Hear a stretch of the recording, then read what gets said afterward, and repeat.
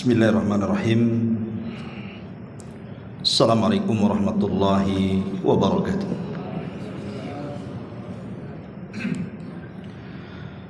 Alhamdulillah wassalatu wassalamu ala Rasulillah wa ala alihi wa sahbihi wa mawalah wa la hawla wa la quwata illa billahi wa ba'd. Alhamdulillah, segala puja dan puji hanya milik Allah Jalla fi'ula. Salawat dan juga iringan salam tetap kita hadiahkan kepada Rasul kita Nabi besar Muhammad sallallahu alaihi wa ala alihi wasallam. Pembahasan di malam hari ini pembahasan yang sangat penting sekali, berkaitan dengan ibadah rutinitas kita, ibadah salat. Akan soal syarat-syaratnya, rukun-rukunnya, wajib-wajibnya atau sunnah-sunnahnya. Tapi kita akan membahas lebih kepada rahasia di balik bacaan-bacaan dalam salat. Kenapa sangat penting kita mengetahui bacaan salat dari awal, dari takbir sampai salam? Karena kalau kita memahami setiap bacaan yang kita baca, baik ketika berdiri, maka ini bisa menambah kekhusyuan salat kita. Betapa banyak orang-orang yang sudah puluhan tahun mereka salat, mungkin usia mereka sudah 60, 70 tahun, tapi tidak paham apa yang dibaca. Seolah-olah salatnya itu hanya mengikuti orang saja, atau mengikuti gerakan imam saja. Tentu bagi seorang muslim harus paham kenapa dia salat, dan kenapa kemudian bacaan-bacaan dalam salat itu saja. Tentu ada makna dan rahasia di dalamnya. Inilah pembahasan di malam hari ini. Kita akan menyingkap setiap kalimat di dalam salat kita. Ma'asyiral muslimin wal muslimat rahimani wa rahimakumullah. Tentu pembahasan ini cukup panjang, saya minta sabar karena penting untuk kita bahas masalahnya. Kita tahu bahwa ibadah yang paling penting setelah dua kalimat syahadat adalah salat. Karena salat ini menentukan seluruh amal ibadah yang kita lakukan. Kalau salat kita baik, maka semua amal ibadah yang lainnya dianggap baik. Tapi kalau salat kita buruk dan jelek, maka seluruh amalan yang lainnya pun tidak dianggap oleh Allah Subhanahu wa ta'ala. Dari sinilah maka salat menjadi awal yang pertama kali dihisab sebelum amal yang lainnya, karena dia yang menentukan. Kata Nabi SAW, awal ma yuhasabu bihil abdu yawmal qiyamati salatuhu, fa in saluhat salatuhu saluha sairu amalihi, wa in fasadat salatuhu fasada sairu amalihi. Sesungguhnya awal yang pertama kali dihisab di hadapan Allah adalah salat seorang hamba. Kalau salatnya baik, maka semua amal dianggap baik. Kalau salatnya buruk, maka semua amal dianggap buruk. Artinya kalaupun seseorang rajin berpuasa, rajin zakat dan sedekah, bolak baca Al-Quran, rajin bersilaturahim, maka amalan-amalan ini tidak akan dianggap oleh Allah Subhanahu wa taala kalau dia meninggalkan salat. Karena salat itu yang menentukan semuanya. Makanya kenapa kemudian salat itu dianggap tiang agama? Karena keberadaan tiang itu mengokohkan sebuah bangunan. Masjid ini bangunannya kokoh, lantai 2 dan 3 itu karena ada tiangnya. Coba tiangnya dirobohkan, apa tidak roboh masjid ini? Begitulah salat adalah tiang daripada agama. Selama tiang itu tegak, maka agama tegak. Tapi kalau tiang itu roboh, maka Islam pun ikut roboh bersama tiangnya. Tidak memperpanjang muqaddimah, kita mulai daripada takbir. Karena salat itu kan diawali dengan takbir, kalimat Allahu Akbar. Itu yang disebut dengan takbiratul ihram. Lalu apa makna takbir Allahu Akbar itu? Disebutkan oleh para ulama, di antaranya Al-Imam Ibnu Athir, beliau mengatakan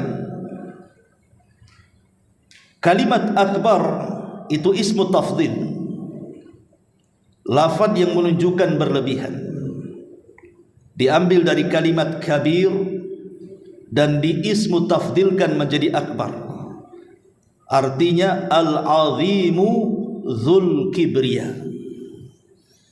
Jadi kalimat akbar itu artinya Allah Maha Agung, Maha Besar, pemilik kesombongan. Makanya kenapa kemudian Nabi SAW mengatakan al-kibriya uridai wal azamatu izari. Sifat sombong itu selendangku, kata Allah, dan keagungan itu adalah busanaku. Faman naza'ani wahidan minhuma adkhaltuhu jahannam.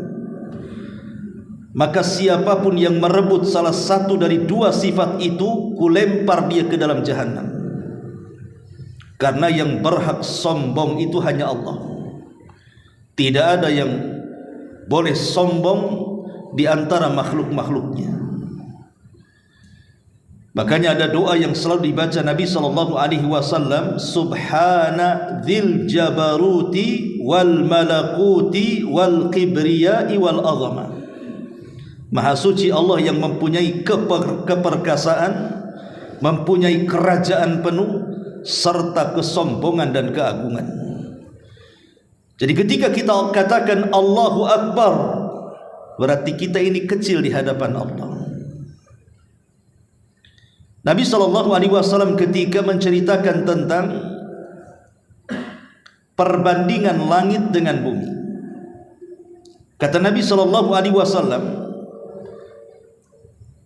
kalau kita datang ke padang pasir yang luasnya sejauh mata memandang itu, dan kita menggunakan cincin di jari tangan kita, lepas cincin itu, letakkan di tengah padang pasir. Cincin itu ibarat buminya, padang pasir itu ibarat langitnya. Begitulah kecilnya bumi di hadapan langit. Itu bumi. Macam mana kita dengan bumi? Makanya kalau kita naik pesawat gitu ya, baru beberapa kaki di permukaan lautan, kita lihat dari kaca pesawat itu ke bawah. Lihat yang di bawah itu. Rumah yang sangat besar dilihat dari atas itu kecil sekali. Bahkan bandara yang sangat besar di atas pesawat itu kecil sekali. Semakin tinggi semakin kecil, semakin tinggi bahkan sampai tidak kelihatan. Macam mana kita yang di situ? Kita ini kecil dibandingkan bumi. Buminya saja dibandingkan langit kecil.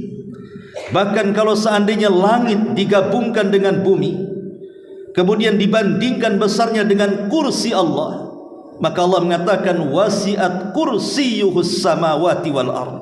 Kursinya Allah itu meliputi langit dan bumi. Sama dengan kita meletakkan cincin di tengah padang pasir. Langit dan buminya itu cincinnya, padang pasir itu kursinya. Dan kalau seandainya kita gabungkan kursi langit dan bumi dengan arsy Allah Subhanahu wa taala, makhluk yang pertama kali diciptakan, maka sama besarnya seperti cincin yang dilempar ke padang pasir. Kursi, langit, bumi itu cincinnya, arsy itu adalah padang pasirnya. Macam mana zat yang menciptakan itu semua? Allahu Akbar. Maka Allah lebih besar dibandingkan makhluknya. Makanya wajar keagungan dan kesombongan itu hanya milik Allah Subhanahu wa taala. Jadi ketika kita mengatakan Allahu Akbar, berarti kita kecil di hadapan Allah. Jangan merasa sombong. Kita sedang menghambakan diri dengan Allah Subhanahu wa taala. Makanya kalimat Allahu Akbar itu kalimat yang sangat agung. Dalam sebuah hadis yang bercerita tentang akhir zaman, nanti kaum muslimin di akhir zaman akan meruntuhkan sebuah negara besar yang namanya Rum, Romawi, di mana kerajaannya separuh di daratan dan separuh di lautan. Dengan apa meruntuhkan kerajaan Nasrani di akhir zaman? Hanya dengan ucapan takbir Allahu Akbar.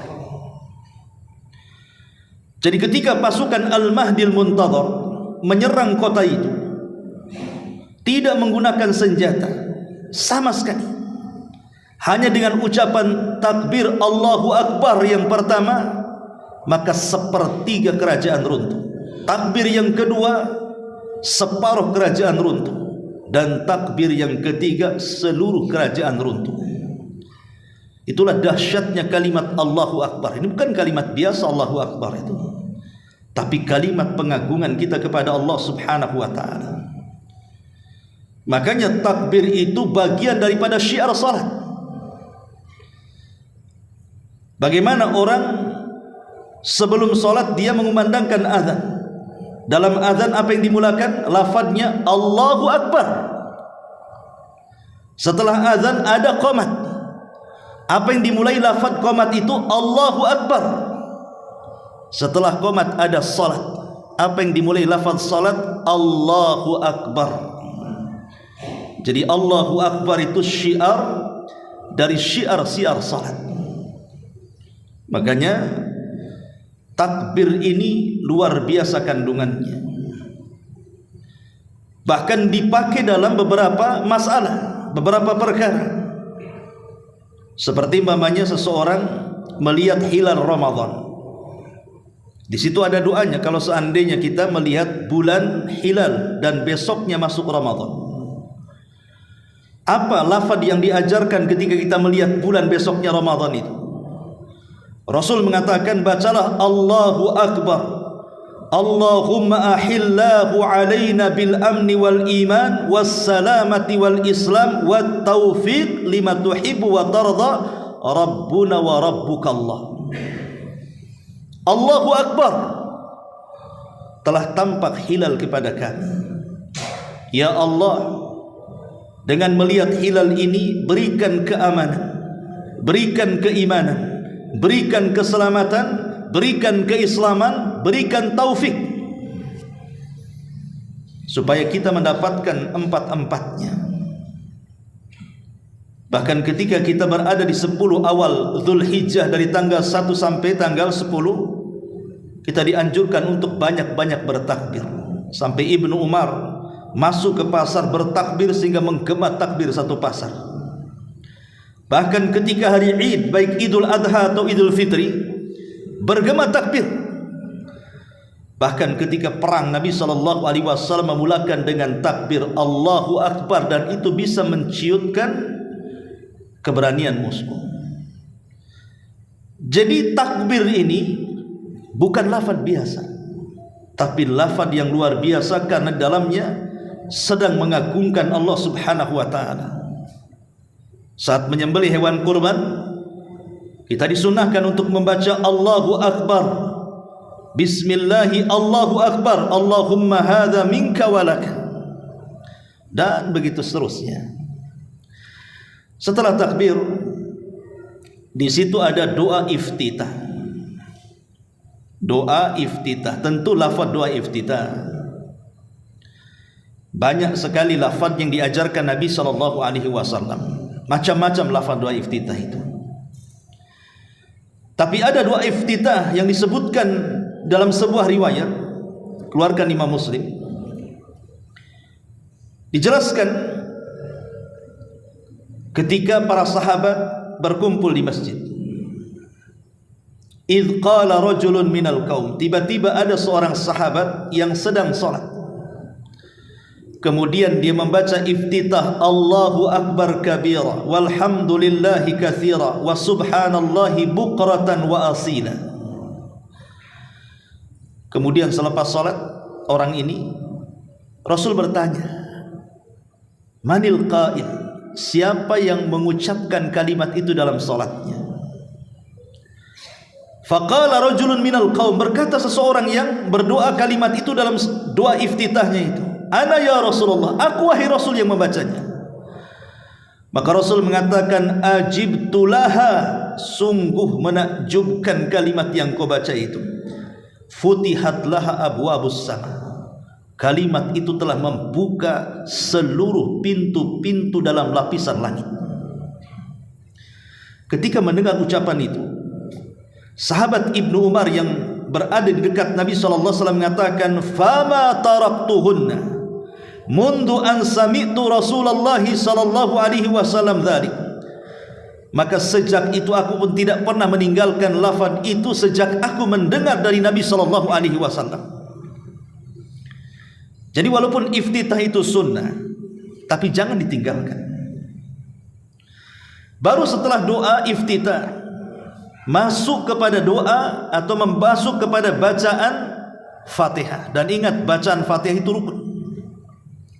Dan saya nasihatkan, jangan tergesa-gesa membaca Fatihah. Kalau bisa kita belajar membaca Al-Fatihah dengan benar. Karena bacaan Fatihah ini yang mempengaruhi seluruh solat kita. Kenapa Rasul sampai Allah mengatakan dalam Al-Quran, inna salata tanha anil fahsya'i wal munkar, sesungguhnya salat itu bisa mencegah perbuatan keji dan kemungkaran.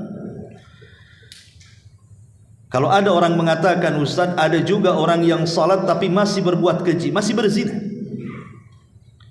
LGBT juga dia, atau masih melakukan kemungkaran, masih suka berdusta, menipu, riba dan yang semacamnya, padahal dia salat, Ustaz. Maka jawabannya, karena dia tidak sungguh-sungguh dalam salatnya ketika membaca surah Al-Fatihah. Ma'asyiral muslimin yang dimuliakan Allah Azza wa Jalla, surah Al-Fatihah ini adalah satu-satunya surat secara lengkap yang pertama kali turun. Maksudnya lengkap ya, satu surat. Kalau tidak lengkap ya bukan Fatihah. Yang pertama kali turun ya surah Iqra bismi rabbikal ladzi khalaq dalam masalah kenabian, kemudian Al-Mudaththir, ya ayyuhal mudaththir dalam masalah kerasulan. Tapi kan hanya 5 ayat saja, tidak secara lengkap. Tapi surah Al-Fatihah ini kalau kita ditanya surat apa yang pertama kali turun secara lengkap, maka kita katakan Fatihah. Tapi kalau tidak lengkap, ya kita katakan ala-ala kemudian Al-Mudaththir. Sama dengan surat yang terakhir turun secara lengkap adalah surah An-Nasr, idza jaa nasrullahi wal fath. Tapi kalau tidak lengkap ya Al-Baqarah, fattaku yauman turja'una ilallah. Artinya bahwa surat ini secara lengkap adalah yang pertama kali turun kepada Nabi SAW dan menjadi rukun daripada rukun-rukun salat. Bahkan tidak sah salatnya kalau tidak membaca Fatihah.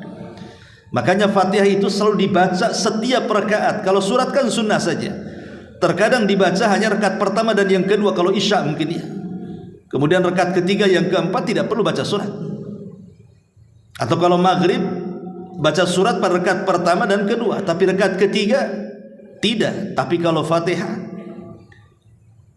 menentukan sah dan tidaknya salat. Jadi kalau orang itu salat, dia baca surah Al-Baqarah, dia baca surah Al-Imran, bahkan seluruh surat dalam Quran dia baca, tapi tidak baca Fatihah, tidak sah salatnya. Tapi kalau orang sholat tidak ada satupun surat yang dibaca, hanya Fatihah saja. Pamanya sholat isya tadi, antum sholat pamanya rakaat pertama Fatihah, rakaat kedua Fatihah, rakaat ketiga Fatihah, rakaat keempat Fatihah. Tidak ada surat yang dibaca, sah sholatnya, sah. Karena bacaan Quran itu sunnah hukumnya, tapi Fatihah itu rukun. Makanya Fatihah ini luar biasa. Ada perkataan Imam Ibnul Qayyim rahimahullahu ta'ala yang sangat bagus sekali ketika dia membahas tentang Madarijus Salikin, dalam kitabnya Madarijus Salikin fi iyyaka na'budu wa iyyaka nasta'in. Bacaan Fatihah ini memiliki kandungan yang luar biasa. Pertama, dalam Fatihah ini diajarkan oleh Allah Subhanahu wa taala tentang amal-amal hati yang 3. Ingat, amal hati itu menentukan amal badan. Kalau amal hati tidak ada, maka percuma amal badannya. Dan rukun amal hati itu ada 3. Pertama, perasaan cinta. Yang kedua, perasaan takut. Dan yang ketiga, perasaan harap. Perasaan cinta disebutkan di dalam Al-Quran. Allah mengatakan, Qul in kuntum tuhibbunallaha fattabi'uni yuhibbukumullah.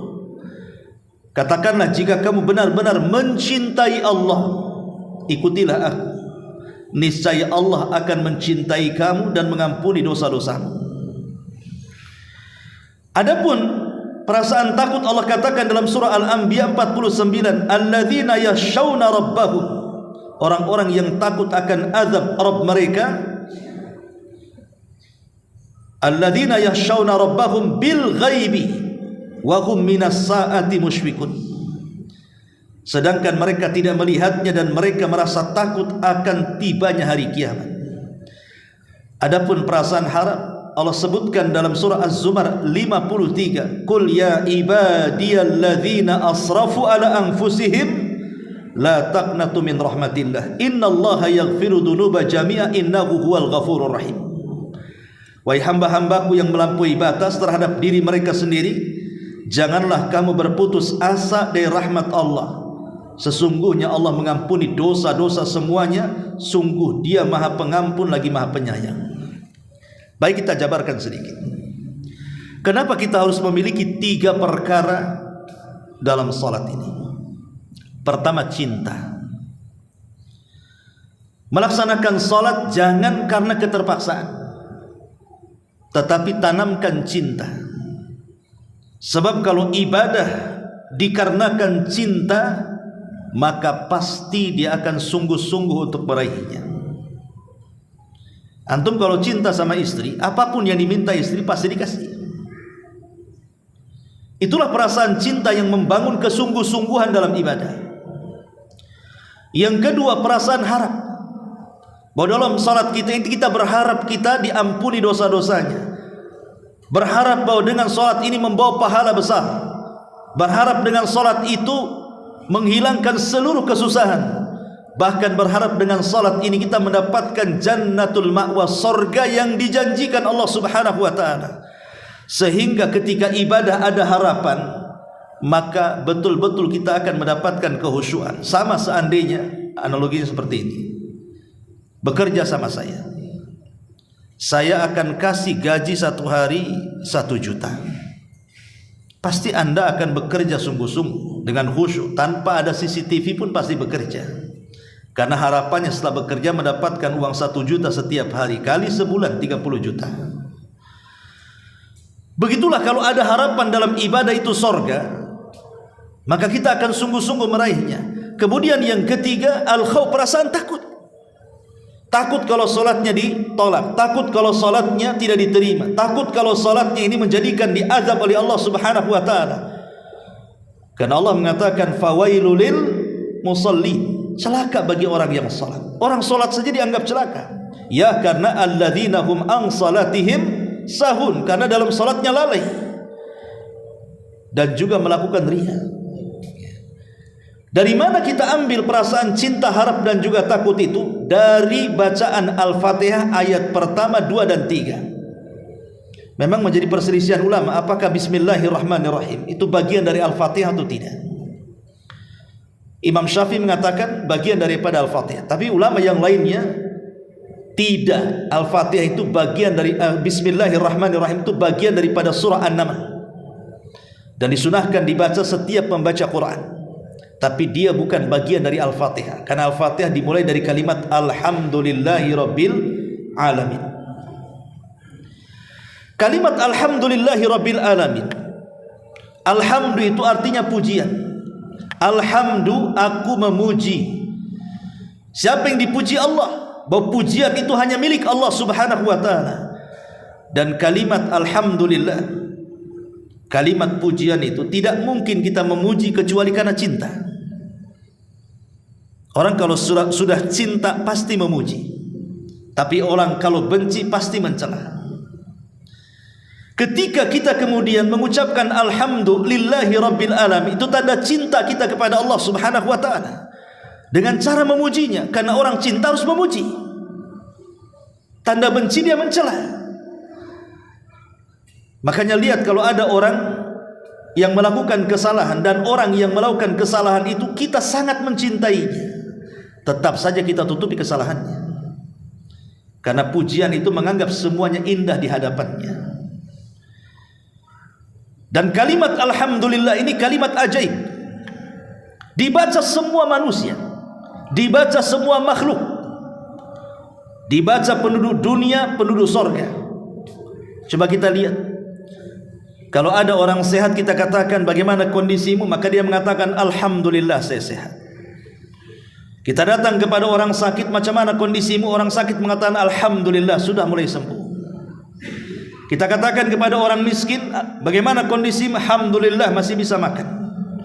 Kita katakan kepada orang kaya, macam mana kondisimu? Alhamdulillah bisnis lancar. Alhamdulillah diucapkan orang sakit, orang sehat, orang miskin, orang kaya. Bahkan penduduk sorga juga mengatakan Alhamdulillahilladzi hadana lihadza wa ma kunna linahtadiya laula an hadanallah. Bahkan semua makhluk mengucapkan kalimat itu. Wa im min kulli syai'in illa yusabbihuna bihamdi walakin la tafqahuna tasbihahum. Tidaklah segala sesuatu yang diciptakan Allah, baik gunungnya, baik langitnya, baik buminya, baik lautannya, baik tumbuh-tumbuhannya, baik binatang-binatangnya, bebatuannya, yang padat dan yang cairnya, semua mereka bertasbih. Bagaimana cara tasbihnya? Bihamdi, mengucapkan Alhamdulillah. Kalau Allah takdirkan kita mendengar suara pohon pisang bertasbih kepada Allah, maka kita akan mendengar pohon pisang mengatakan Alhamdulillah. Kalau seandainya tiang-tiang masjid ini diperdengarkan bagaimana tasbihnya dia kepada Allah, maka kita akan mendengar tiang itu mengucapkan Alhamdulillah. Dan begitu seterusnya. Kalimat Alhamdu adalah pujian dan tidak mungkin terucap kecuali karena kecintaan. Kemudian Allah mengatakan Ar-Rahman Ar-Rahim. Ar-Rahman Ar-Rahim ini sifatnya cuma satu dari kalimat rahmat. Cuman bedanya kalau Ar-Rahman mencakup mukmin dan kafir, kalau Rahim itu khusus bagi orang-orang yang beriman. Ar-Rahman ini umum. Lihat orang-orang kafir yang kufur, yang melakukan kesyirikan dan kekufuran kepada Allah subhanahu wa ta'ala, tetap Allah kasih makan mereka, tetap Allah kasih kesehatan kepada mereka, bahkan mereka lebih kaya dibandingkan kita. Itu rahmannya Allah kepada mereka. Tapi hanya setakat dunia. Mereka tidak akan mendapatkan sampai ke akhirat rahmat Allah. Tapi kalau rahim, maka itu sampai ke akhirat dan tidak diberikan kecuali orang-orang yang beriman. Lah rahmat Allah subhanahu wa ta'ala itu kata lain daripada roja harapan, di mana kita mengharap kepada Allah subhanahu wa ta'ala. Banyak orang yang melakukan dosa, bahkan terkadang ada orang melakukan dosa dari lahir sampai dia mendekati ajalnya. Sebelum ajalnya bertobat kepada Allah subhanahu wa ta'ala, Allah ampuni, Allah ampuni. Sebagaimana di zaman Nabi SAW ada seorang kakek usianya 100 tahun datang kepada Rasul. Rasul, ya Muhammad, inni fa'altu dzamban 'azima law wuzi'at ala ahli al-ardi la ahlakathum. Rasul, aku sudah banyak melakukan dosa. Kalau ku bagi-bagikan dosa kepada sebuah penduduk negeri, hancur mereka dengan dosaku. Halli fi dinika minat taubah. Apakah dalam agamamu ada tobat orang seperti aku, di mana semua dosa sudah pernah kulakukan? Ya, 100 tahun melakukan berbuat dosa macam-macam. Kata Nabi SAW, ya, ucapkan kalimat syahadataini, asyhadu an la ilaha illallah wa anni rasulullah. Katakan ucapan tidak ada sembahan yang berhak disembah kecuali Allah dan aku adalah utusan Allah. Maka dia pun mengucapkan 2 kalimat syahadat, dan Rasul bertakbir, Allahu akbar, qad baddalakallahu sayyi'at al-hasanat. Allahu akbar, Allah telah mengganti seluruh keburukanmu dengan kebaikan. Karena Islam menghapus dosa sebelum Islam. Itu namanya harapan. Kita masih ada harapan ampunan dari Allah Subhanahu wa taala, karena Allah tersifati dengan sifat rahmat, kasih sayang, di mana kasih sayang Allah itu lebih mendahulukan dibandingkan kemurkaannya. Makanya kenapa pintu sorga 8, kenapa pintu neraka itu 7? Kenapa dilebihkan 1 pintu sorga? Untuk menunjukkan kasih sayang Allah itu lebih luas dibandingkan murkanya. Makanya rahmat Allah luas. Jangan sampai kita putus asa dengan rahmat Allah. Disitulah muncul harapan, raja. Kemudian yang ketiga, maliki yaumiddin. Dari kalimat ini timbul perasaan takut. Kalimat maliki yaumiddin ini diucapkan kapan? Ketika Allah Subhanahu wa taala menghancurkan alam semesta sehancur-hancurnya. Selama 40, entah 40 tahun, entah 40 bulan, entah 40 hari, wallahu a'lam. Karena Abu Hurairah hanya mengatakan di angka 40 antara tiupan trompet sangkakala Israfil yang pertama ke tiupan sangkakala Israfil yang kedua. Disitulah Allah hancurkan alam semesta. Ketika Allah hancurkan semua alam semesta, tidak ada orang yang hidup, semua mati. Kullu man 'alaiha fan. Semua yang ada binasa, mau manusianya, mau jinnya, mau malaikatnya. Tidak ada yang hidup kecuali Allah Subhanahu wa taala. Disitulah Allah Subhanahu wa taala mengatakan, ainal mutakabbirun, ainal jabbarun. Di mana orang-orang yang sombong itu? Di mana orang-orang yang congkak itu? Tidak ada yang menjawab, karena tidak ada makhluk yang hidup. Maka Allah Subhanahu wa taala jawab sendiri dengan mengatakan, lillahil mulku, milik Allah lah kekuasaan. Anal malik, sayalah raja, kata Allah, sayalah raja. Lillahil wahidil qahar, kekuasaan ini milik zat yang satu, itulah saya. Disitulah Allah mengatakan maliki yaumiddin, dialah raja pada hari kebangkitan, pada hari kiamat. Kalau kita tahu dia raja, dia sanggup menghancurkan alam semesta, dia sanggup mewafatkan jin, manusia dan para malaikat, tertanam perasaan takut kepada Allah Subhanahu wa taala. Karena Allah bisa saja melakukan apapun kepada kita hambanya. Maka di sini kita diajarkan 3 kalimat, namanya usulul ibadatil qalbiyah, namanya rukun ibadah hati. Itu ada 3. Tertanam perasaan cinta, tertanam perasaan takut, dan tertanam perasaan harap. Harus ada pada setiap ibadah, ditanamkan 3 perkara ini. Kemudian yang kedua, dalam surah Al-Fatihah ini kita diajarkan oleh Allah Subhanahu wa taala dalam surah Al-Fatihah ini tentang bagaimana caranya kita mengenal Allah dengan 3 tauhid. Kemudian diajarkan cara beribadah kepada Allah Subhanahu wa taala dengan cara meminta pertolongan kepadanya. Ketika Allah Subhanahu wa taala mengatakan iyyaka na'bud, hanya kepadamu kami beribadah. Kalimat ini tidak diletakkan di awal ayat. Tapi kalimat ini diletakkan di tengah ayat, di tengah surat. Kenapa? Karena tidak mungkin seorang hamba langsung menyembah kalau dia tidak kenal siapa yang disembah. Makanya Allah Subhanahu wa taala dahulukan dengan kalimat alhamdulillahirabbil alamin, arrahman arrahim, maliki yaumiddin, baru iyyaka na'bud. Apa maknanya? Alhamdu artinya tauhidul uluhiyah. Segala puji itu hanya milik Allah. Itu artinya tauhid uluhiyah, di mana seluruh ibadah kita, pujian kita tidak diserahkan kecuali kepada Allah. Kemudian Rabbil Alamin, di sini ada maknanya tauhid rububiyah dari kalimat Rabb. Rabb itu artinya kita meyakini Allah yang menciptakan kita, kita yakini Allah yang mengatur kita, kita yakini Allah yang menguasai kita. Allah pencipta alam semesta, Allah penguasa alam semesta, Allah pengatur alam semesta. Itu nama makna daripada Rabb. Rabbul Alamin, Rabb semesta alam. Berarti alam ini yang menciptakan Allah, alam ini yang mengatur Allah, alam ini yang menguasai Allah. Disitulah bentuk rububiyahnya. Setelah menyebutkan uluhiyah, kemudian beralih kepada rububiyah. Setelah menyebutkan rububiyah, beralih kepada asma dan sifatnya, nama-nama Allah dan sifatnya. Ar-Rahman, Ar-Rahim, itu nama dan sifat Allah. Namanya Ar-Rahman, Ar-Rahim, sifatnya rahmah. Begitu juga Maliki Yaumiddin. Kalau kita sudah mengenal tiga tauhid ini, uluhiyah, rububiyah dan asma dan sifat, berarti kita telah mengenal Allah. Setelah kita mengenal Allah, iyyaka na'bud, mulai kita beribadah kepada Allah Azza wa Jalla. Mungkinkah kita bisa beribadah kepada Allah Subhanahu wa taala tanpa pertolongan Allah? Mustahil. Makanya ayat setelahnya Allah mengatakan wa iyyaka nasta'in. Hanya kepadamu kami meminta pertolongan, karena tidak mungkin kita beribadah tanpa pertolongan Allah.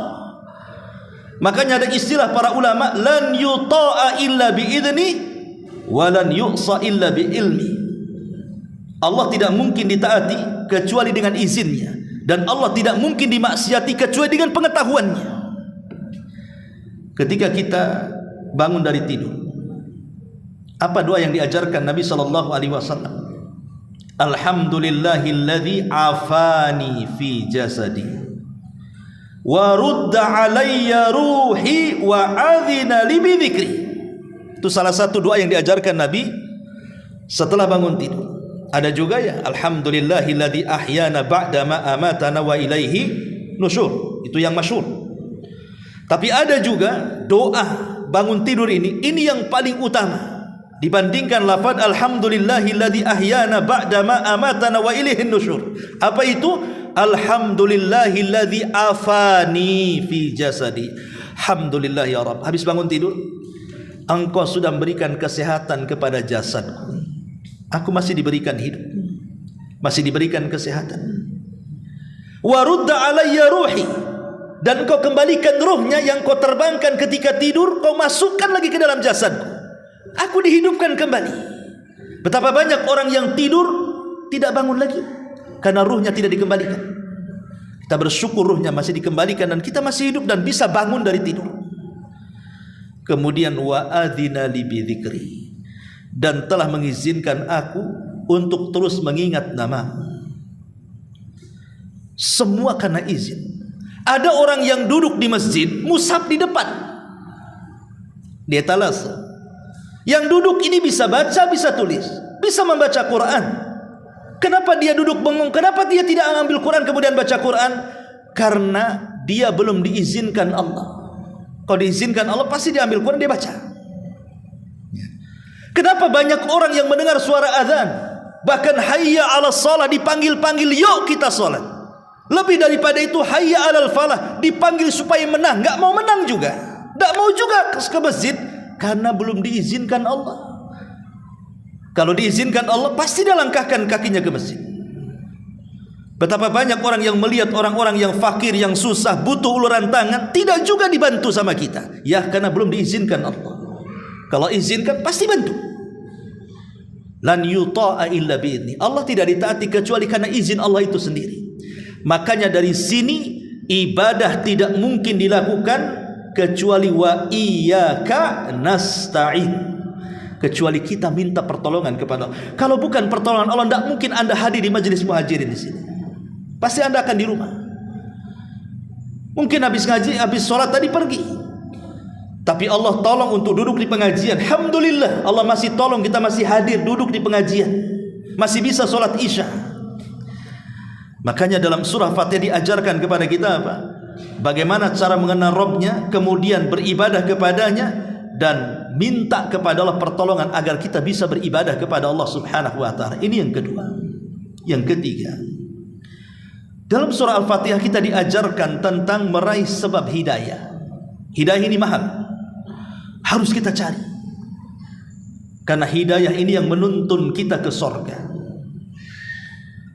Perhatikan di dalam surah Al-Fatihah, Alhamdulillahi Rabbil Alamin, Ar-Rahman Ar-Rahim, Maliki Yaumiddin, Iyyaka na'bud wa iyyaka nasta'in. Setelahnya, Ihdina, ya Allah berikan hidayah.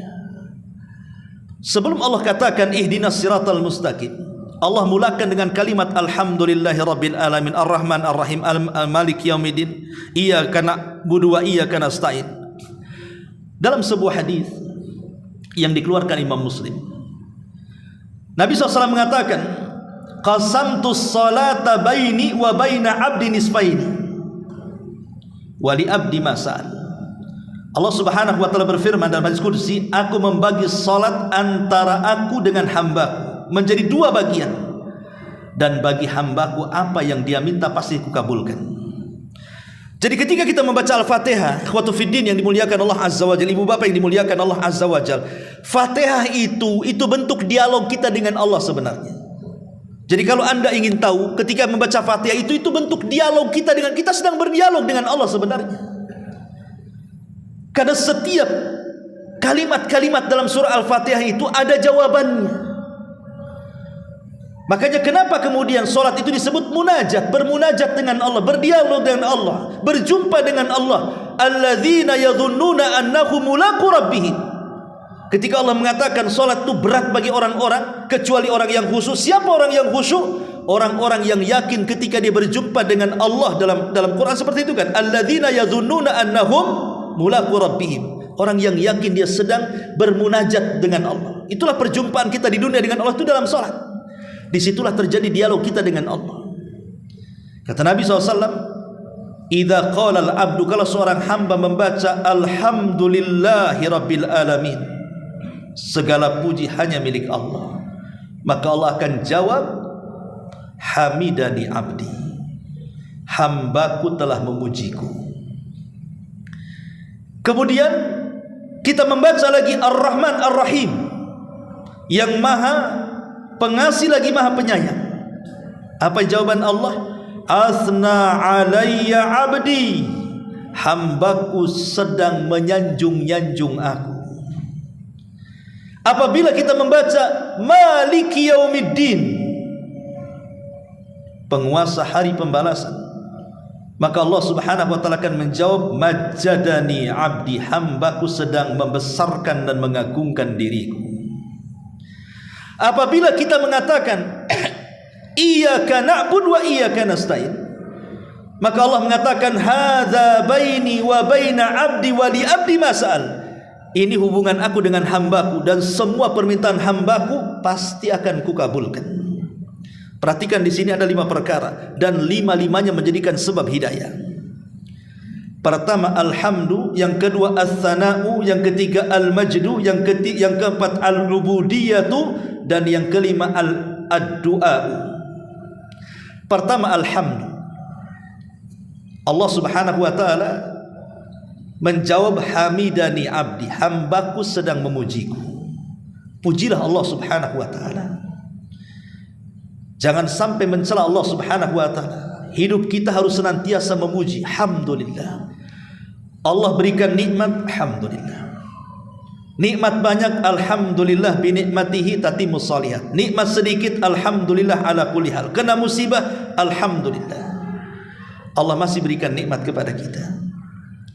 Kemudian yang kedua as-sana, sanjungan dengan menyebut nama-namanya.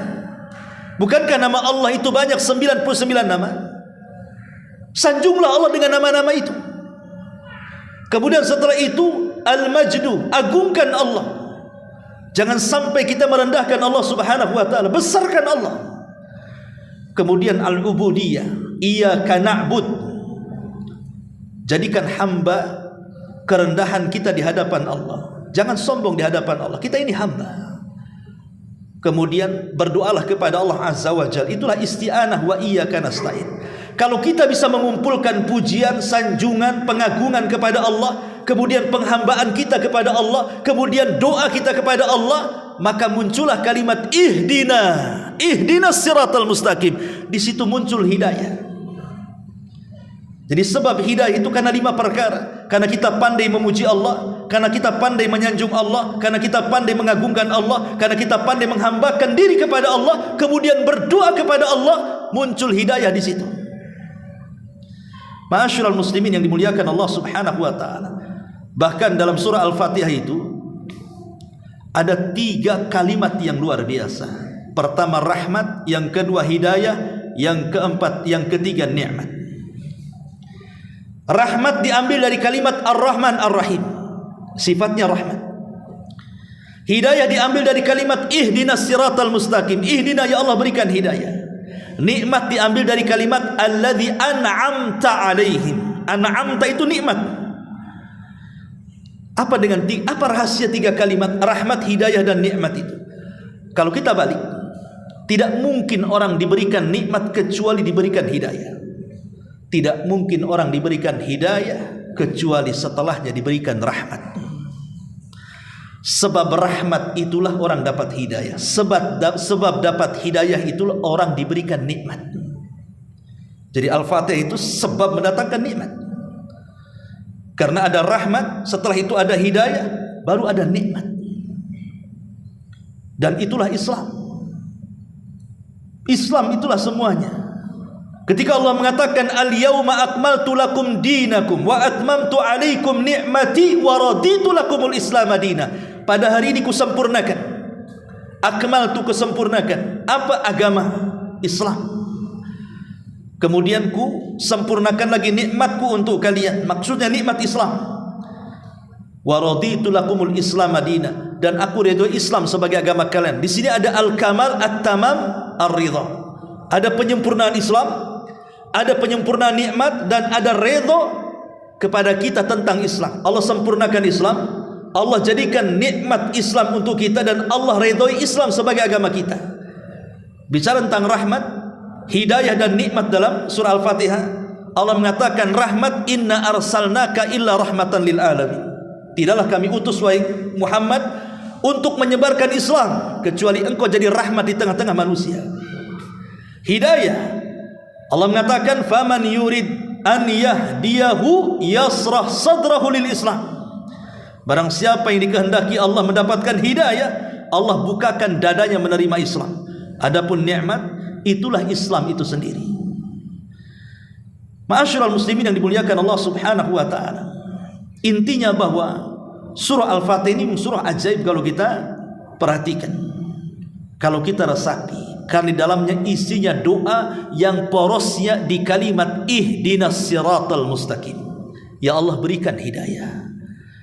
Jadi kalau kita mendapatkan hidayah dalam solat kita, tidak mungkin setelah solat dia melakukan maksiat. Mustahil. Orang sudah dapat hidayah,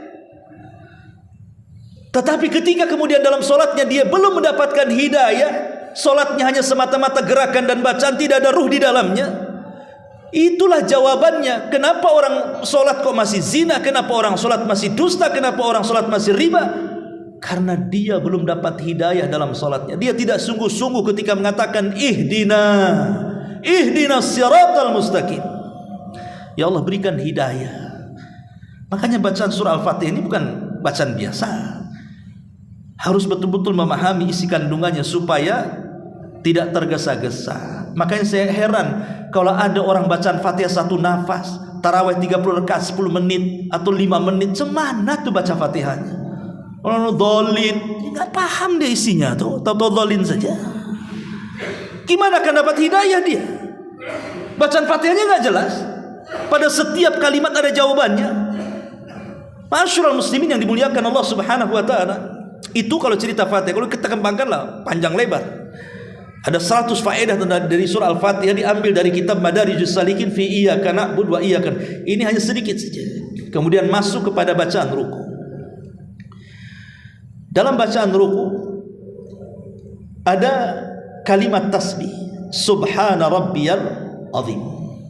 Subhana rabbiyal azim. Apa makna subhana rabbiyal azim? Subhan itu artinya tasbih. Kita sedang membersihkan Allah Subhanahu wa taala dari seluruh hal-hal yang bisa mengurangi Allah Subhanahu wa taala. Kita bersihkan Allah dari hal-hal yang menyerupainya atau yang menyekutukannya atau sebagai tandingannya. Allah itu zat yang Maha Esa, tidak ada yang serupa dengan Dia, tidak ada sekutu dengan Dia, tidak ada tandingan bagi Dia. Dan kita bersihkan Allah dari seluruh cacat dan sifat-sifat yang tercela yang tidak layak bagi Allah Subhanahu wa taala. Adapun Al-Azim, Al-Imam Al-Asbahani mengatakan al-azamatu sifatun min sifatillah la yakumula khalqun wallahu khalaqa bainal khalqi azamatan yu'azzimu biha ba'dhuhum ba'dha. Sifat kalimat al-azim diambil dari kalimat azam, artinya keagungan. Kita sedang mengagungkan Allah dalam ruku kita, karena Allah itu keagungannya mutlak, tapi manusia itu nisbi keagungannya. Terkadang ada orang yang diagungkan karena kekayaannya saja, atau diagungkan karena kekuasaannya saja, atau diagungkan karena mungkin dia memiliki ilmu, atau mungkin diagungkan karena memiliki kedudukan. Hanya itu saja. Tapi Allah keagungannya mutlak. Semua bagi Allah itu agung, baik kekuasaannya, baik zatnya, baik sifatnya, dan begitu seterusnya. Jadi ketika kita mengatakan subhana rabbiyal azim, betul-betul kita mengagungkan Allah. Makanya saat ruku itulah seluruh kesalahan kita yang di bahu kita akan rontok. Karena ada dua kondisi di mana dosa-dosa kita akan dirontokkan saat sholat. Pertama kondisi ruku, dan yang kedua dalam kondisi sujud. Dalam sebuah hadis yang dihasankan Syekh Albani rahimahullahu ta'ala, ketika sebelum sholat Allahu Akbar itu, Allah letakkan dosa kita di pundak dan di kepala.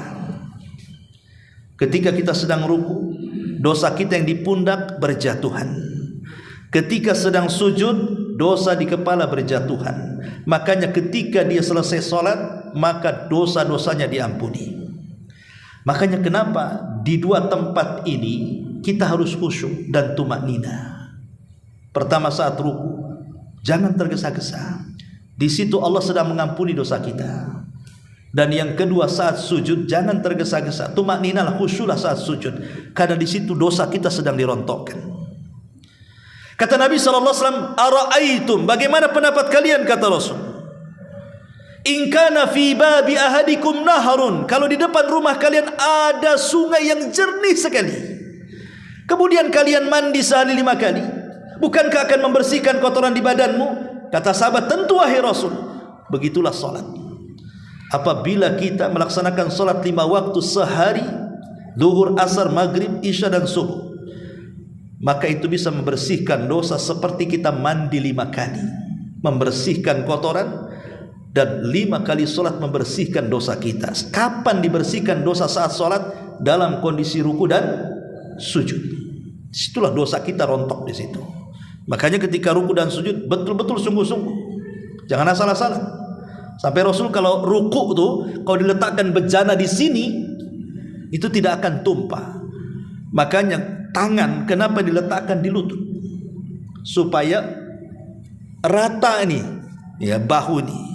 Sebab kalau diletakkan di betis, maka dia akan doyong seperti ini. Kalau diletakkan di paha, maka akan terangkat seperti ini. Kalau di betis, baru dia begini, tumaknina. Pegang betis, jangan paha ataupun pegang lutut, jangan betisnya, atau jangan pahanya, karena itu yang bisa meratakan punggung kita.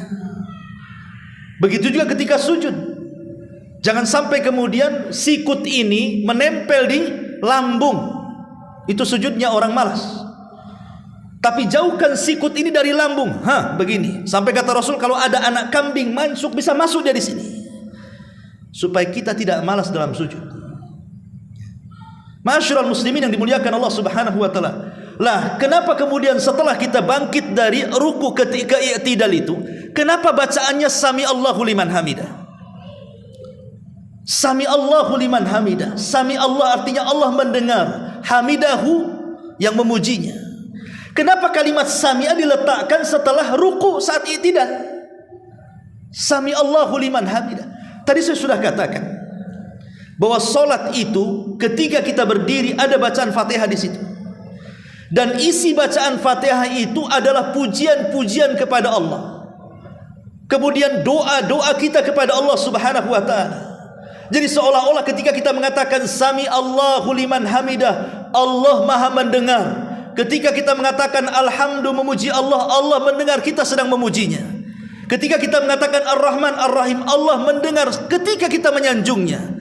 Ketika kita mengatakan Maliki Yaumiddin, kita sedang membesarkan Allah, Allah mendengarnya. Ketika kita mengatakan Iyyaka na'budu wa iyyaka nasta'in, berdoa di situ meminta isti'anah, Allah juga dengar. Ketika kita katakan Ihdinas siratal mustaqim, ya Allah berikan hidayah, Allah dengar dan Allah kabulkan. Sami Allahu liman hamidah. Doa harus yakin bahwa bacaan Fatihah kita ini itu kan ada dua bagian, untuk Allah dan untuk hambanya. Untuk Allah itu maksudnya 3 ayat pertama. Makanya kenapa dalam mazhab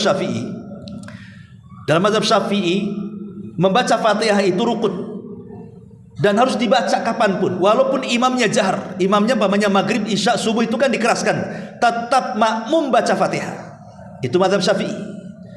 Tapi mazhab yang lain tidak. Kalau dalam bacaan keras, seperti mazhab Hambali mengatakan cukup mendengarkan imam saja, kecuali di solat-solat yang tidak dikeraskan, zuhur dan asar.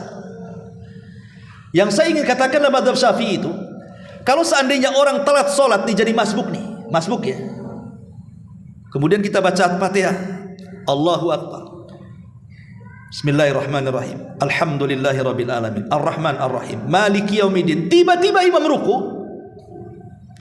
kemudian kita ruku, maka dianggap dapat 1 rakaat. Kenapa? Karena hak Allah sudah terpenuhi. Sebab Iyyaka na'bud wa iyyaka nasta'in, Ihdinas siratal mustaqim, siratal ladzina an'amta 'alaihim ghairil maghdubi 'alaihim waladdallin. Ini hak hamba. Hak Allah itu cuma 3 ayat pertama saja. Alhamdulillahirabbil alamin, Ar-Rahman Ar-Rahim, Maliki Yaumiddin. Sampai di sini hak Allah. Jadi kalau ada orang masbuk baru 3 ayat di sini, berarti sudah dapat 1 rakaat. Tapi kalau baru alhamdulillah kemudian ruku, dalam mazhab Syafi'i tidak mendapatkan 1 rakaat. Tapi kalau mazhab yang lain, yang penting dapat ruku, dapat 1 rakaat kan gitu ya. Itu masalah fikih lah, kita nggak usah bahas. Tapi yang jelas bahwa kenapa kalimat itu yang dipilih Sami Allahu liman hamidah? Ya, karena kita harus punya keyakinan saat kita mengucapkan kalimat Sami Allah mendengar, berarti ucapan bacaan Al-Fatihah tadi Allah dengar.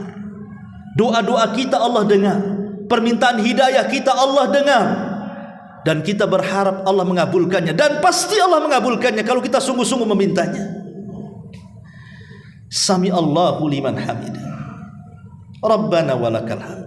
Kemudian sujud, Subhana rabbiyal a'la.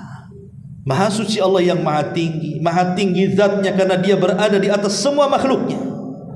Maha tinggi kedudukannya sebab hanya kepunyaan dia segala sesuatu secara sempurna. Maha tinggi Allah atas kekuasaannya sebab dia maha kuasa atas segala makhluk-makhluknya. Subhana rabbiyal a'la. Inilah kesempatan manusia untuk meluapkan masalah-masalah hidupnya saat sujud. Tentu yang saya sarankan adalah ketika sholat sunnah. Sebab kalau sholat wajib kan tidak ada kesempatan. Rata-rata kalau imamnya agak cepat sujudnya, mungkin kita hanya bisa membaca bacaan yang wajib saja, Subhana rabbiyal a'la kan. Tapi kalau dalam sholat sunnah kan Anda bisa melama-lamakan sujudnya. Kita baca Subhana rabbiyal a'la 3 kali. Setelah itu berdoalah sesuka kita. Uraikan permasalahan hidup kita dalam sujud ini. Entah Anda sakit minta disembuhkan, entah Anda ekonominya minta dilancarkan, entah rumah tangganya berantakan minta diuraikan, dan begitu seterusnya. Adukan masalah kita saat sujud itu. Karena Rasul mengatakan kemuliaan salat seseorang itu di waktu sujud. Kenapa? Karena tanah itu tempat yang rendah, tempat diinjaknya oleh kaki kita. Tiba-tiba kepala yang terhormat dalam badan manusia, dalam badan manusia itu yang paling terhormat kepala. tempat yang paling terhormat, diletakkan di tempat yang paling hina yang dipijak manusia, untuk menunjukkan apa? Kehinaan kita di hadapan Allah, bahwa kita ini hamba, harus menghinakan diri kepada Allah. Kita sujud, makanya itu bentuk penghambaan yang sempurna saat sujud itu. Disitulah kenapa Rasul mengatakan fajtahidu fid du'a, sungguh-sungguh dalam berdoa di situ. Hampir-hampir tidak ada doa yang ditolak saat sujud itu. Maka kalau seandainya Anda ada masalah banyak sekali, cobalah ketika sholat sunnah, sujud yang lama, setelah membaca subhana rabbiyal a'la, adukan masalah Anda ini kepada Allah subhanahu wa ta'ala, terutama dalam sholat tahajud. Saya yakin dan percaya semua permasalahan bisa diuraikan dengan sholat. Bukankah Hudzaifah ibnul Yaman yang mengatakan, kana nabiyyu sallallahu alaihi wasallam idza fazi'ahu amrun idza hazabahu amrun fazi'a ila shalah. Rasul itu kalau ada masalah besar dalam hidupnya, tidak bisa keluar dari masalah itu, maka Nabi sallallahu alaihi wasallam langsung salat. Dan salat itu yang menguraikan masalah. Kapan itu? Saat sujud tuh kita meminta kepada Allah azza wajalla. Ya tentu dalam sholat sunnah ya. Kalau sholat wajib kan tergantung, kalau imamnya lama ya mungkinlah bisa ada kesempatan kan. Tapi kan kita harus mengikuti imam. Nggak bisa imamnya sudah bangkit dari sujud, kita sujud terus sampai selesai baru kemudian bangkit dari sujud. Ya dah sah sholatnya. Ya. Intinya bahwa inilah kalimat dalam sholat. Kemudian ada tasyahud awal dan ada tasyahud akhir. Ada yang mengatakan sama bacaan tasyahud awal dan akhir, ada yang mengatakan tidak sama. Tasyahud awal itu sampai kepada syahadat saja, seperti yang difatwakan oleh Syekh Shalih Fauzan hafizahullah taala. Dia mengatakan tasyahud yang pertama itu sampai syahadat saja. At-tahiyyatu lillahi was-salawatu wat-thayyibat.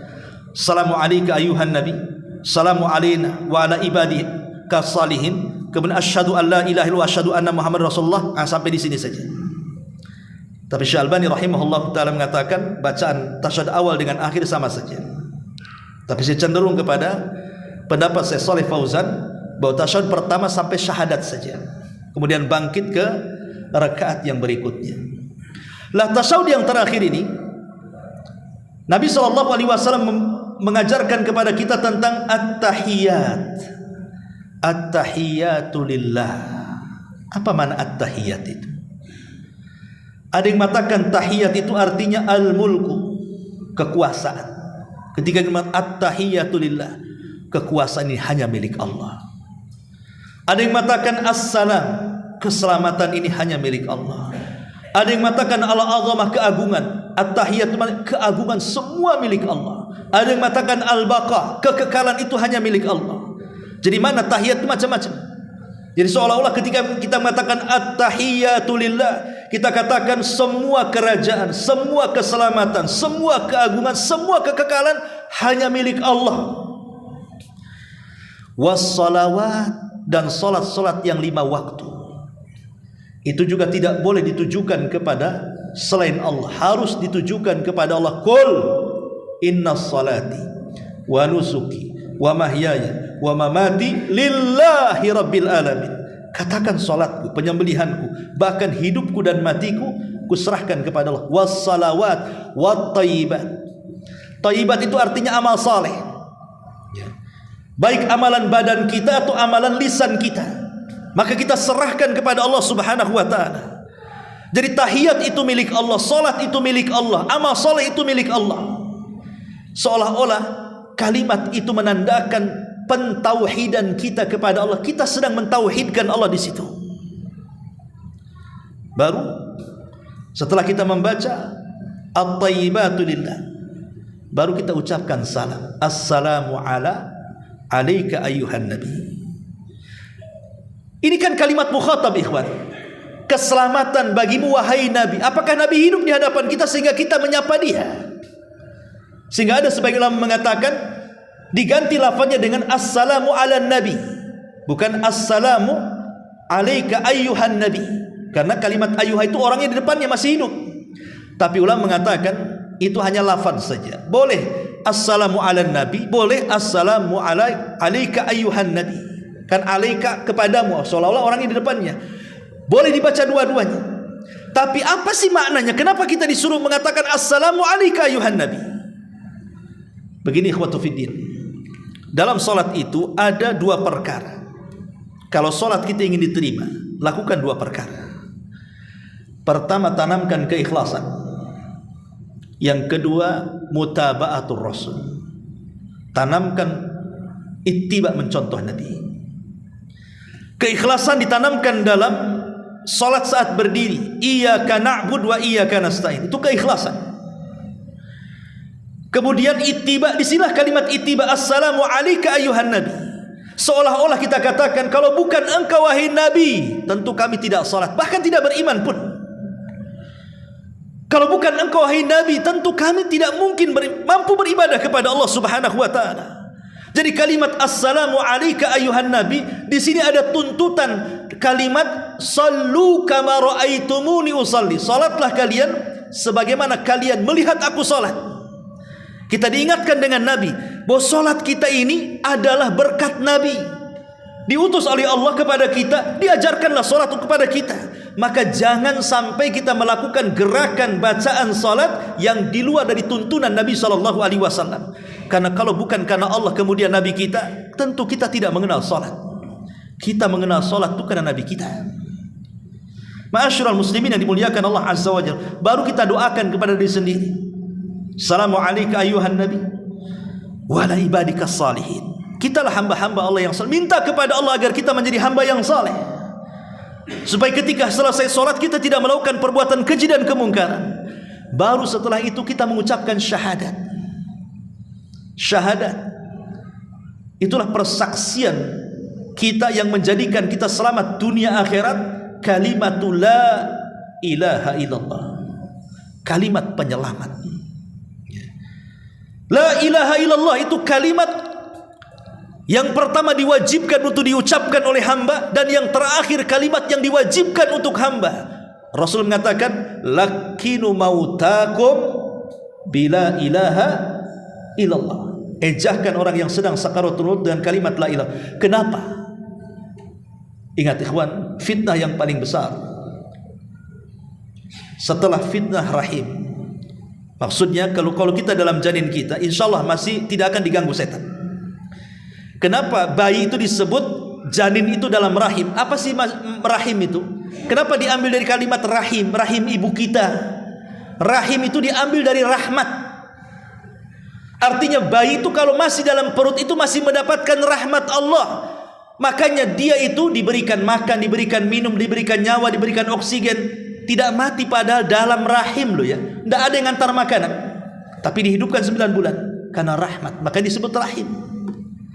Tapi kalau sudah brojol, rahmat sudah nggak ada. Dia akan diberikan berbagai macam fitnah-fitnah. Makanya nanti setelah kita membaca syahadat, kita dituntut untuk, ini hukumnya sunnah, tidak wajib, berlindung dari 4 perkara kan. Allahumma inni a'udzubika min adzabi jahannam wa min adzabil qabri wa min fitnatil mahya wal mamat wa min fitnatis syarril masihid dajjal.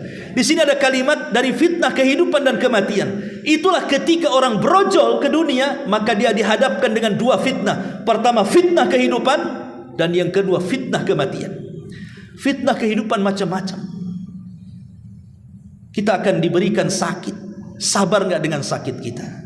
Kita akan diberikan kefakiran, sabar nggak dengan kefakiran kita? Kita akan diberikan dengan berbagai masalah. Mungkin manusia memfitnah kita, menggibah kita, membuli kita, merendahkan kita. Sabar nggak menghadapinya? Itulah fitnah kehidupan. Setiap manusia pasti diuji. Ahasiban nas an yutraku an yaqulu amanna wa hum la yuftanun. Apakah manusia mengira setelah mengatakan kami beriman mereka tidak diuji? Bahkan mereka akan diuji oleh Allah Subhanahu wa taala. Wa nabluukum bisyarri wal khairi fitnah. Tetap mereka akan diuji baik dengan nikmat atau dengan musibah, dua-duanya ujian bagi manusia. Tapi yang paling berat bukan ujian kehidupan, tapi ujian saat kematian. Itu paling berat. Kenapa? Karena setan iblis khususnya kalau melihat ada orang yang sedang sakaratul maut, maka dia akan kerahkan bala tentaranya, dia akan kerahkan pasukannya untuk menyerang orang yang sedang sakaratul maut. Jangan sampai dia husnul khatimah, buat dia sakaratul maut su'ul khatimah. Itu yang paling bahaya. Dengan cara apa? diberikan banyak was-was. Was-was yang sangat banyak dalam otak yang orang yang sedang sakaratul maut itu. Boleh jadi dimasukkan perasaan bahwa dia mendengar di sana ada tukang sihir tertentu atau dukun tertentu yang bisa menyelamatkan saya. Pokoknya kalau ada siapapun yang bisa menyembuhkan saya, entah dia dukun, entah tukang sihir, saya siap diobati. Padahal dia menjelang sakaratul maut dibuat was-was seperti itu. Kalau ada pikiran seperti itu, dia mati, berarti mati di atas kesyirikan. Makanya kenapa Allah mengatakan hatta idza balagatit taraqi wa qila man raq. Ketika nyawa sampai di tenggorokan, Allah katakan apa? Wa qila man raq. Siapa yang bisa meruqyah dia? Enggak ada yang bisa meruqyah dia, enggak bisa mengobati dia. Kalau nyawa di sini pasti mati. Makanya kemudian dia teringat, siapa yang bisa meruqyah dia? Setan datang, ada yang bisa meruqyah kamu. Kemudian diberikan was-was dan mengatakan, nggak apa-apalah, mau dukun mau apa, kalau bisa menyembuhkan saya silahkan.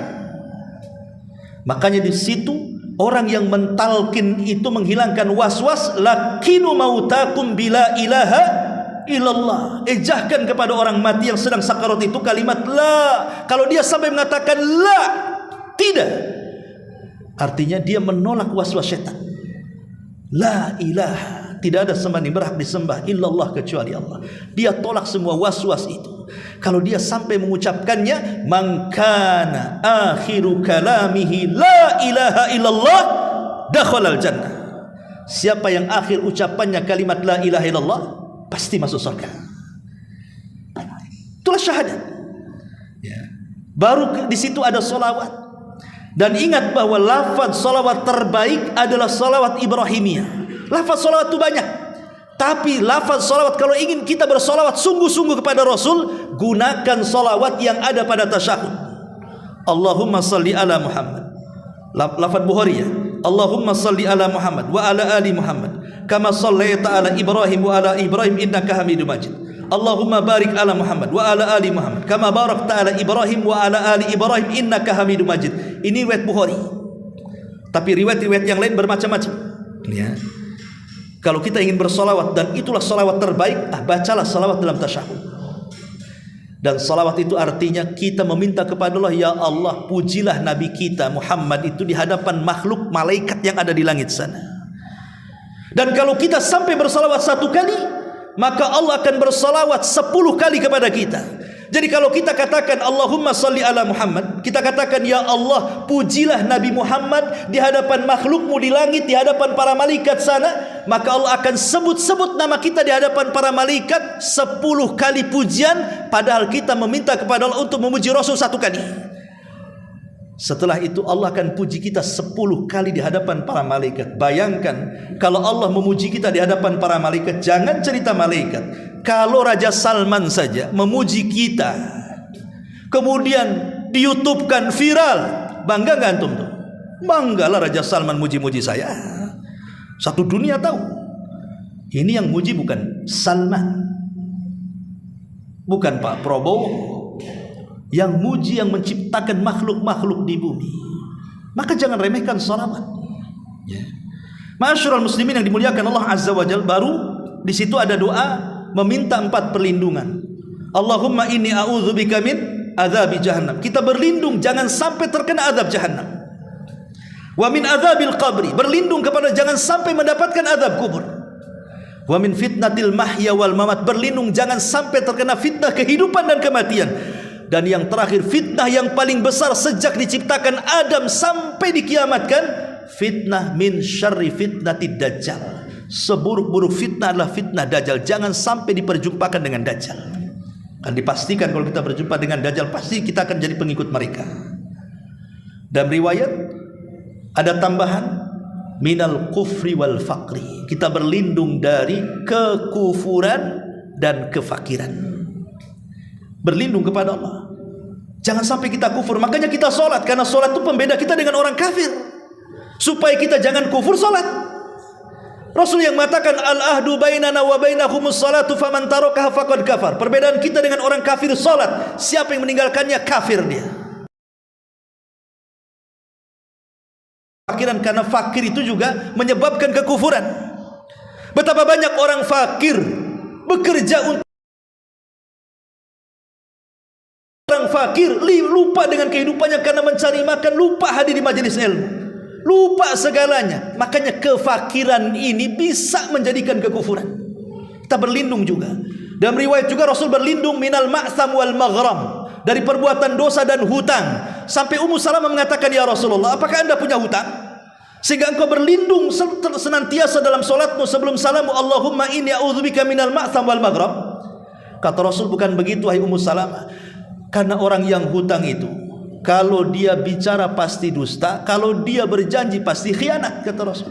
Orang hutang kan gitu kan. Kalau dia ngomong pasti dusta tuh. Kapan bayar? Tak ada duit, padahal duit banyak. Dalam besok saja dia janji, pas besok tak mau dibayar juga. Itulah orang hutang, kalau ngomong dusta, kalau dia janji khianat. Makanya Rasul berlindung dari itu.